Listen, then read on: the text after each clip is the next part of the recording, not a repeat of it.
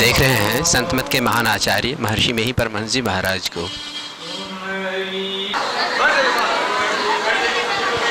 गुरुदेव अब सत्संग करने के लिए, प्रवचन करने के लिए महर्षि मेही आश्रम कुप्पा घाट स्थित सत्संग हॉल में प्रवेश कर रहे हैं। धीरे धीरे स्नेह स्नेह आगे बढ़ रहे हैं। ये हैं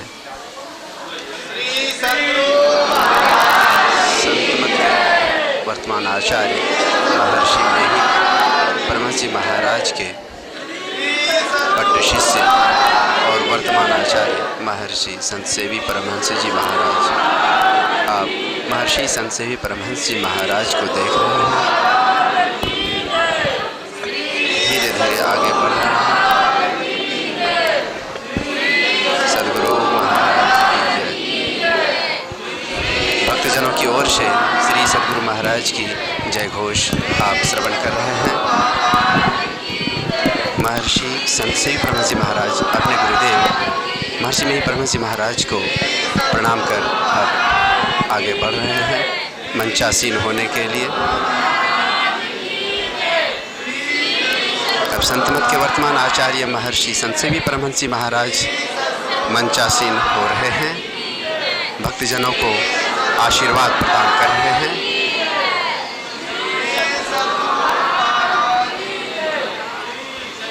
अब अपने आसन पर विराजमान हो रहे हैं।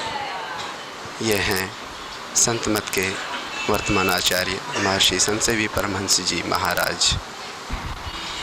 मंगल मूर्ति सद्गुरु मिलवे सर्वाधार। मंगलमय मंगल मिलवे धन्य धन्य सद्गुरु महिमा कहे न जाए। जो कुछ कहो तुम्हें चुका तो कुछ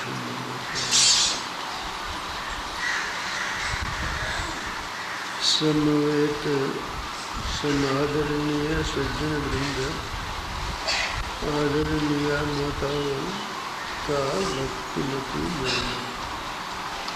आवाज पकड़ेगा।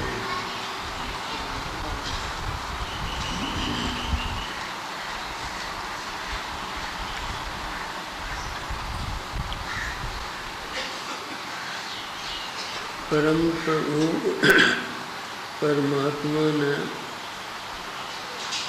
सृष्टि की है। परम प्रभु परमात्मा अचित्र है और यह उनकी सृष्टि विचित्र है।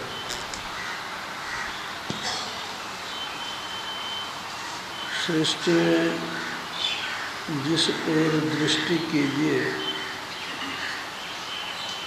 उनकी महिमा गोचर होगी।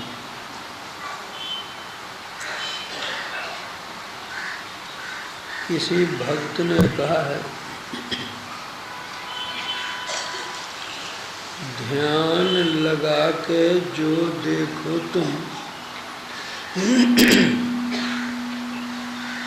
सृष्टि की सुघड़ाई को बात बात में पाओगे, उस ईश्वर की चतुराई को। ये सब रंग रंग के पक्षी, ये सब रंग रंग के फूल, ये वन की लहलही लता नव, ललित ललित शोभा के मोह। ये पर्वत की रम्य शिखा, शोभा सहित चढ़ाव उतार, निर्मल जल के सोते झरने, शोभा सहित महाविस्तार। खट प्रकार की ऋतु का होना, रंग बिगड़ना रंग मिलन, पाकर पार वनस्पति फलना, रूप बदलना रंग मिलन। चांद सूर्य की शोभा अद्भुत, बारी से आना दिन रात, त्यों अनंतता जाना रजनी का काज। गर्जन गर्जन घर मंडल से, बिजली वर्षा का संचार, जिसमें देखो परमेश्वरी लीला अद्भुत अपरंपार। परमात्मा ने काल बनाया, देश बनाया, किंतु देशों का विभाजन और उसका नामकरण मनीषियों ने रखा।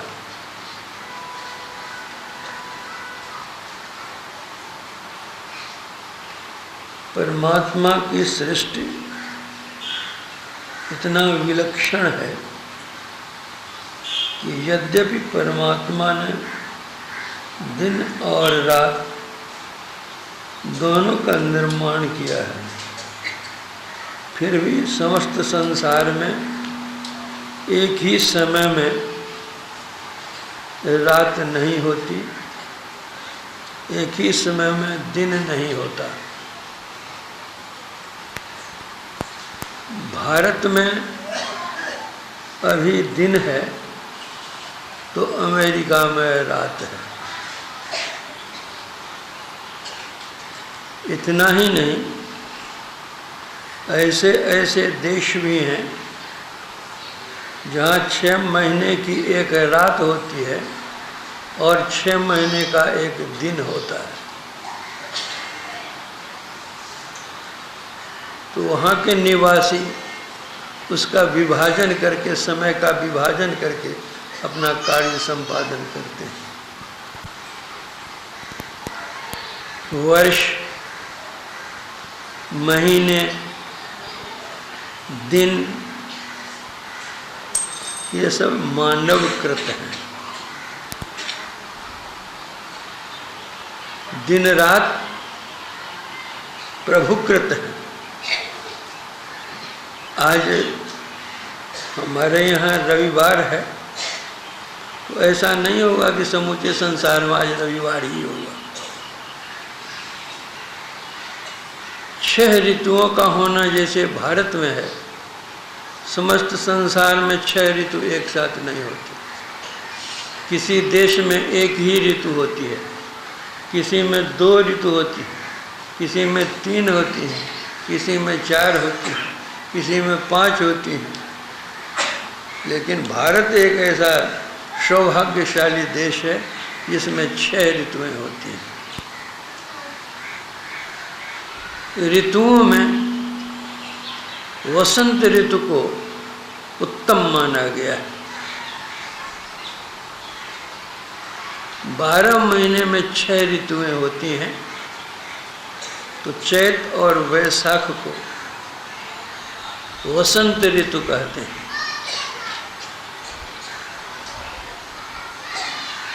इसी चैत्र शुक्ला राम नवमी को अयोध्या में मर्यादा पुरुषोत्तम भगवान श्री राम का अवतरण हुआ था। इसलिए आज की तिथि को, कल की तिथि को रामनवमी की तिथि से लोग अभिहित करते हैं। राम तो हुए त्रेता में, लेकिन नवमी तो पहले से चली आ रही है। लेकिन एक महापुरुष हुए, इसलिए रामनवमी की संज्ञा दी गई। उस नवमी तिथि के लिए यद्यपि बहुत अच्छी तिथि है, एक अवतार हुए भगवान का, और भगवान का अवतार तभी होता है जैसा कि श्रीमद् भगवद गीता में लिखा है, यदा यदा ही धर्मस्य ग्लानिर्भवति भारत अभ्युत्थानमधर्मस्य तदात्मानं सृजाम्यहम् परित्राणाय साधूनां विनाशाय च दुष्कृतां धर्म संस्थापनार्थाय संभवामि जुगे जुगे। तुलसीदास जी ने लिखा, जब जब होई धर्म के हानि, बारे सब है अभिमानी। तब तब धरि प्रभु विविध शरीरा, हरे कृपा निधि सज्जन पीड़ा। करई अनीत जाय नहीं बरनी, सीधे विप्रधेन सुर धरी। तब तब धरि प्रभु विविध शरीरा, तब तब प्रभु शरीर धारण करते हैं, दुष्टों का दमन करते हैं, भक्तों की रक्षा करते हैं, सत्पुरुषों का कल्याण करते हैं। वे तो कल्याण के लिए ही आते हैं, लेकिन जब तक दुष्ट का संहार नहीं होगा तब तक शिष्ट सुखी नहीं हो सकते। लेकिन जो संत लोग आते हैं तो संत लोग दुष्ट का संहार नहीं करते। संत लोग दुष्टों की दुष्टता का संहार करते हैं, उनको सत्संग का आधार देते हैं, उससे वे सुधार करते हैं और फिर एक दिन उसका उद्धार हो जाता है। लेकिन भगवंत का अवतार तो दुष्टों का संहार के लिए, को विप्रधेन सुरधरणी के कल्याण के लिए। यह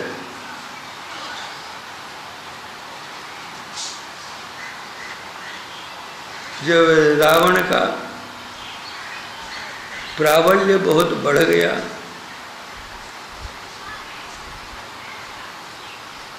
देव दानव रक्ष यक्ष गंधर्व किन्नर सब पर उसने अपना आधिपत्य प्राप्त कर लिया और घमंड में आकर के सताने लग गया। राक्षसों की वृद्धि हो गई। तब भगवान राम का अवतार हुआ था। उन्होंने रावण का संहार किया, राक्षसों का संहार किया।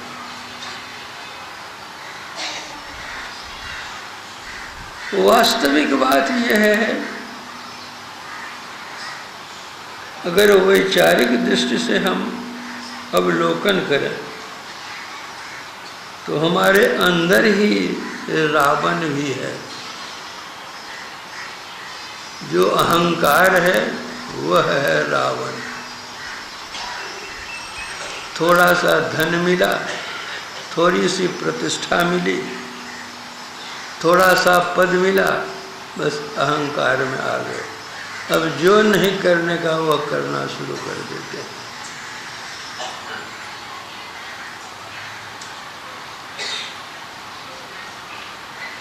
जैसे जो छोटी नदी होती है, थोड़ा सा पानी आने पर भी इतराने लगती है, बाढ़ आने पर तटबंधों को तोड़ करके काट कूट करती हुई भसाती हुई गांव को चली जाती है। लेकिन बाढ़ अधिक दिनों तक तो रहती नहीं है, समाप्त हो जाती है। उसी तरह तुलसीदास जी ने कहा है, क्षुद्र नदी भरी चले तुराई, जस थोड़े धन खल बोराई। थोड़े से धन को पा करके जो दुष्ट लोग होते हैं वे पागल हो जाते हैं, बोरा जाते हैं। किसको क्या कहना चाहिए, किसके साथ क्या व्यवहार करना चाहिए, सब भूल जाते हैं।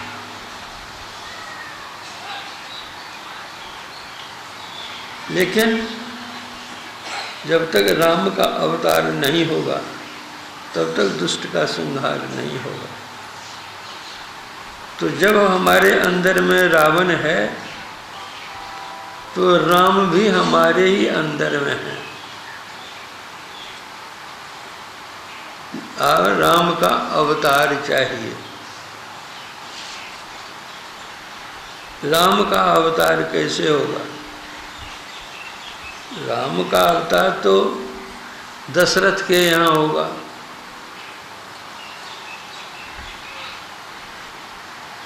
हम लोगों का जो शरीर है यह है रथ।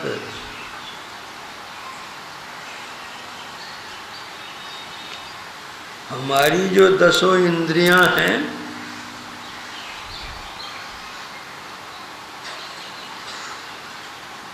ये रथ के घोड़े हैं। मन लगाम है, बुद्धि सारथी है। यदि हम अपनी 10 इंद्रियों को काबू करके इसके केंद्र में अर्थात आज्ञा चक्र में केंद्रित कर देंगे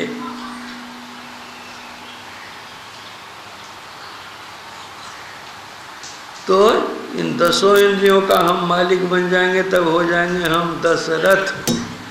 और जब हम दशरथ हो जाएंगे इंद्रियों को बस में करके, तो राम तो हमारे यहाँ अवतार लेंगे ही।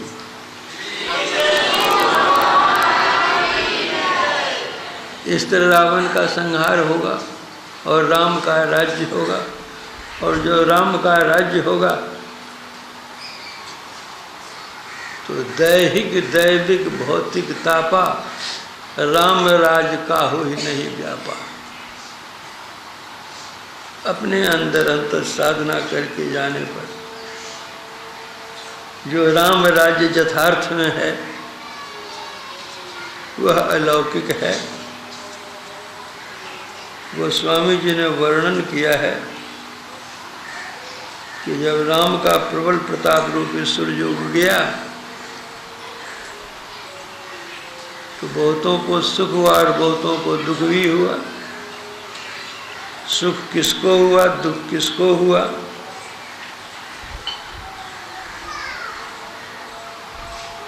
जो सूर्य उदय होता है तो रात अंत हो जाती है। जब प्रकाश होता है तो अंधकार का विनाश होता है। एक बार अंधकार ने जाकर भगवान से कहा कि प्रभु,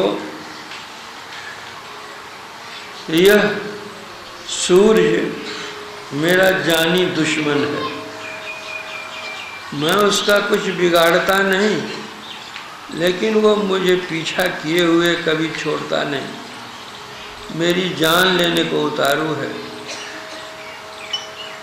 भारत में मैं छिप करके देख लेता हूँ तो थोड़ी देर में वो आ जाता है। भारत छोड़ करके मैं अमेरिका चला जाता हूँ तो वहाँ भी कुछ घंटे के बाद देखते हैं वो उपस्थित हो जाता है। मैं भारत फिर भाग कर आता हूँ, भाग कर अमेरिका जाता हूँ, लेकिन ये सूर्य मेरा पीछा छोड़ता नहीं है। आप एक बार सूर्य को बुला करके समझा दीजिए कि मैंने उसका क्या बिगाड़ा है कि मेरे साथ इतनी दुश्मनी कर रखा है। भगवान ने कहा अच्छा हम बुलाते हैं। भगवान ने सूर्य को बुलाया और कहा कि सुनते हैं कि तुमने अंधकार से दुश्मनी ठान ली है, तो अंधकार ने तुम्हारा क्या बिगाड़ा है? बेचारा रहता है, भारत में तुम रहने देता नहीं है। जब बेचारा भाग करके अमेरिका चला जाता है तो कुछ घंटे के बाद फिर वहाँ तुम पहुँच जाता है। वो वहाँ से आता है भारत तो फिर भी तुम उसका पीछा करता है। तुमने दुश्मनी क्यों ठानी है? तो सूर्य ने कहा भगवान, अंधकार से मुझे कभी भेंट ही नहीं है, मैं उसके साथ दुश्मनी क्या करूँगा?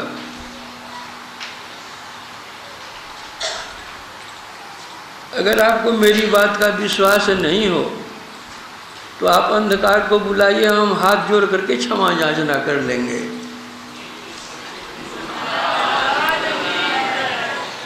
तो अंधकार सूर्य के पास आता ही है और सूर्य हाथ जोड़ता ही है। तो गोस्वामी जी कहते प्रथम अविद्या निशान नशानी, अविद्या रूपी अंधकार जो वह नाश हो जाता। अघ उल्लूक जह तहाँ लुकाने, पाप रूपी उल्लू वो जहाँ तहाँ छिप जाते हैं। उल्लू तो रात में चेम्हो चेम्हो करता है, दिन में तो उसका कुछ गुजर ही नहीं है। काम क्रोध कैरव सक जाने, जो कुमुदनी फूल होता है, कुमुदनी नाम का एक फूल होता है, जब सूर्य होता है तो वह मुरझा जाता है, और जो कमल होता है वह खिल जाता है। तो कहते हैं जो धर्म के तालाब में कमल तो खिल जाता है, और कुमुदनी काम क्रोध कैरव सुखा जाता है। जो गुण है, स्वभाव है, ये त्रय गुण से वह ऊपर उठ जाता है साधक, गुण का उसके ऊपर कोई असर नहीं होता है। धर्म तरा ज्ञान विज्ञान, धर्म रूपी तालाब में ज्ञान विज्ञान रूप सूर्य उग जाते हैं। तो यह कैसे होता है? तो अभी जो सुन रहे थे आप, संध्या बंदन, संध्या बंदन, जब संध्या बंदन होता है तभी वह सूर्य उगता है। और संध्या कहाँ करते हैं? तो गंग जमुन सरस्वती संगम पर संध्या करो नित भाई। ईड़ा पिंगला और सुषमना के संध्या स्थल पर जहाँ ईड़ा पिंगला मिलती है दोनों नाड़ियाँ, वहाँ सुषमना होता है, वो सुषमना में संध्या करो, ध्यान करो। चंद्रोदय होगा, शीतलता आएगी, मन शांत होगा। सूर्योदय होगा, जो विकार हैं वे सब काम क्रोध लोभ मोह मदमात्सर सब का संहार होगा। तो यह जब तक राम का राज्य नहीं होगा तब तक नहीं होगा।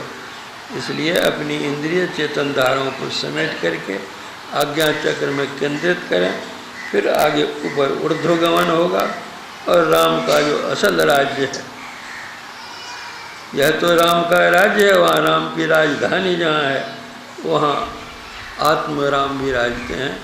उस आत्मराम में ही परम कल्याण होता है। इसी के लिए संध्या वंदन की आवश्यकता है, त्रैकाल संध्या की आवश्यकता है। हमारे गुरुदेव तो कहा करते थे, किसी कारण किसी दिन अगर भोजन नहीं मिले तो उतनी हानि नहीं जितनी हानि कि किसी कारण किसी दिन भगवत भजन नहीं हो।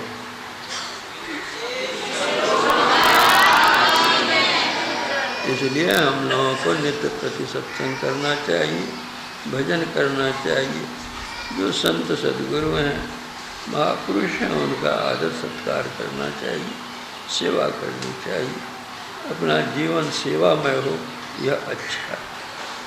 आज रविवार है, गुरु कीर्तन करिए। अभी साप्ताहिक गुरु कीर्तन की समाप्ति हो रही है।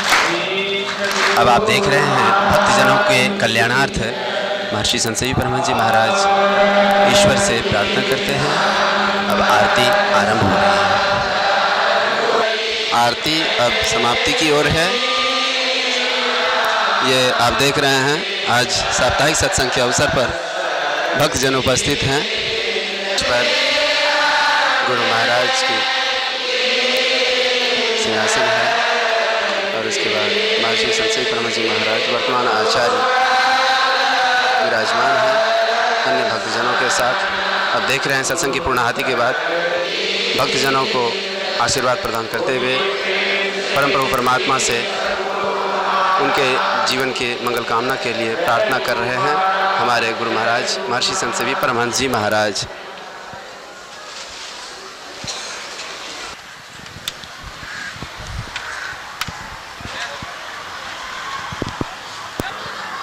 गाड़ी में बैठते हुए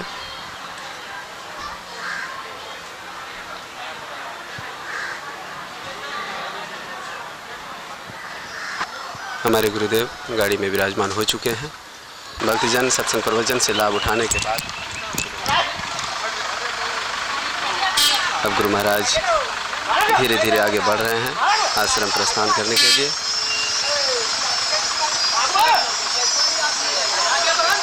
गुरु महाराज गाड़ी में विराजमान हैं, ये देख रहे हैं। यह है हमारे परम पूज्य गुरुदेव महर्षि संत सेवी परमहंस जी महाराज। श्री सद्गुरु महाराज की जय।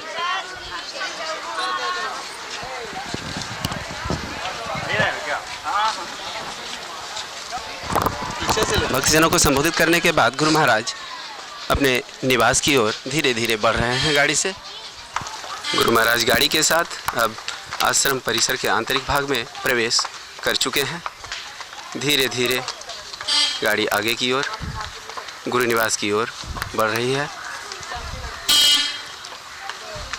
इसमें हमारे गुरुदेव वर्तमान आचार्य महर्षि संत सेवी परमहंस जी महाराज विराजमान हैं। सत्संग की पूर्णाहुति हो चुकी है।